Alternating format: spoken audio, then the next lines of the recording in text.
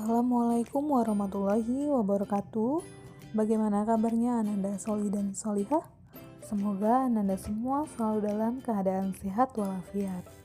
Hari ini kita akan melanjutkan pelajaran tema kita, yaitu tema 2, selalu berhemat energi, subtema 2, manfaat energi, pembelajaran kelima dan keenam.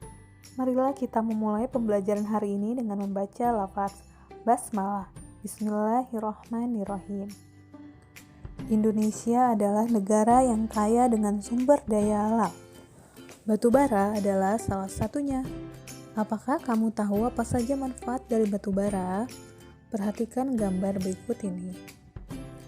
Perhatikan dan analisis informasi tentang batu bara berikut. Manfaat batu bara. Yang pertama, menghasilkan metanol, bahan bakar cair untuk menggerakkan mesin di berbagai industri. Yang kedua, sebagai bahan bakar kompor briket untuk memasak kebutuhan sehari-hari. Manfaat yang ketiga yaitu menghasilkan gas, bahan bakar gas untuk industri dan pembangkit listrik tenaga gas. Manfaat selanjutnya yaitu sebagai pembangkit listrik, bahan bakar untuk pembangkit listrik. Batu bara merupakan sumber energi yang selama ini banyak dimanfaatkan dalam berbagai bidang kehidupan, mulai dari rumah tangga, usaha kecil, sampai industri. Batu bara cukup berpengaruh terhadap kegiatan ekonomi masyarakat. Batu bara merupakan bahan bakar fosil yang termasuk dalam kategori batuan sedimen. Proses pembentukan batu bara membutuhkan waktu hingga berjuta-juta tahun lamanya. Batu bara terbentuk dari sisa-sisa tumbuhan purba yang kemudian mengendap selama berjuta-juta tahun dan mengalami proses pembentukan batu bara. Apa yang dapat kamu lakukan untuk menghemat energi? Salah satunya adalah mengajak orang lain melakukannya melalui kampanye. Kamu akan melakukan kampanye kepada warga sekolah. Tujuan dari kampanye tersebut adalah mengajak mereka melakukan penghematan terhadap energi yang mereka gunakan sehari-hari. Sebelum melakukan kampanye, mari kita lihat kembali rancangan poster yang telah kamu buat sebelumnya. Nah, di pembelajaran sebelumnya kita sudah mengenal tentang poster. Ini adalah salah satu contoh poster tentang hemat energi. Kita ingat kembali apa itu poster. Poster adalah suatu desain grafis yang di dalamnya terdapat gambar dan kata-kata pada kertas yang berukuran besar. Isinya memuat tentang informasi dan ditempel di tempat-tempat umum agar dapat dilihat atau dibaca banyak orang.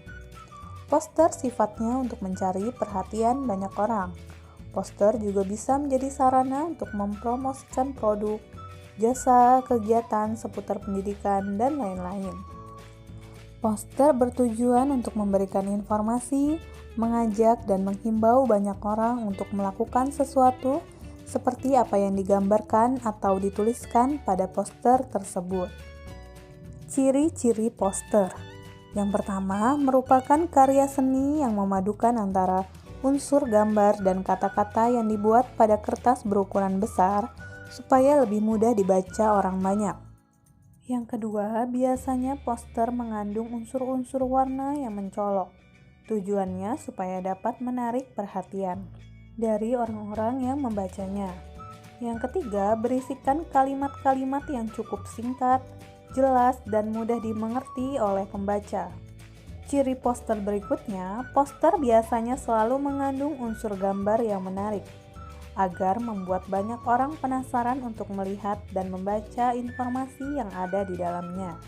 Lalu berikutnya, biasanya poster dipasang di tempat yang strategis supaya dapat diketahui banyak orang, misalnya di tempat yang ramai seperti alun-alun kota, pasar, dan lain-lain. Kemudian, syarat-syarat untuk membuat poster. Yang pertama, poster dibuat semenarik mungkin supaya menarik perhatian banyak orang. Yang kedua, poster harus ditempelkan atau dipajang di tempat-tempat yang ramai. Yang ketiga, bahan-bahan untuk membuat poster harus yang memiliki kualitas yang baik supaya tidak cepat rusak. Bahasa atau kalimat yang digunakan harus mudah dipahami oleh banyak orang. Kalimat poster harus singkat, jelas, dan padat. Mengkombinasikan antara gambar yang menarik dengan tulisan. Sumber energi yang terdapat di sekitar kita ada yang jumlahnya berlimpah dan ada juga yang terbatas. Kita mempunyai hak untuk menggunakan sumber energi tersebut sesuai dengan aturan dan ketentuan yang berlaku di wilayah masing-masing. Namun di sisi lain, kita juga mempunyai kewajiban untuk menjaga dan menggunakannya secara bijak.